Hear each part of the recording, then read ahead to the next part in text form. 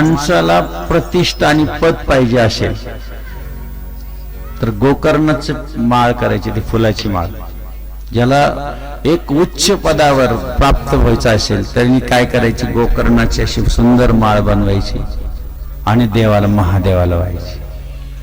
ज्याला आपल्याला लेकराला मोठ्या पदावर बसायचं असेल नोकरीला तर त्याच्या हातून फक्त महादेवाला तेवढी माळ व्हायची. कशाची? गोकर्णाच्या फुलाची.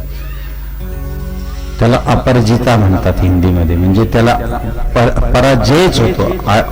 अपर म्हणजे त्याला कधी हे होत नाही त्याच्या जीवनामध्ये. 5 फुलं आहे पारिजातात, गोकर्ण एक फुल, धोत्र्याचं फुल.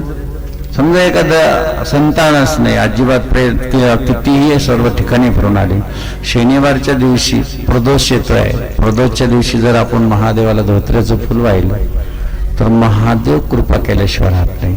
हे सगळं तुम्हाला माहिती आहे. लाखो लोक आता सांगताय, करोडो लोक ऐकताय, परंतु एक लक्षात घ्या, तुम्ही ज्यावेळेस करतात ना त्यावेळेस पूर्ण श्रद्धा पाहिजे. काय पाहिजे? माझ्या देवाच्या मंदिरात जाणं आहे पण माझा विश्वास नाही. पानिपतला गेला का? विश्वास आणि श्रद्धा फार गरजेचे आहे. देव पार्वती रूपी श्रद्धा आणि विश्वास रूपी महादेव जर असेल तर परमार्थ खास आहे.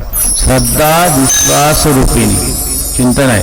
नाहीतर मग एकदा ठिकाणी आम्ही काय मग सांगतो, प्रत्येक प्रवचनात सांगतो, एकाचं नाव आहे दानचंद, काशीला राहतो, शिवरात्रीचा दिवस आहे, पत्नीने सांगितलं जा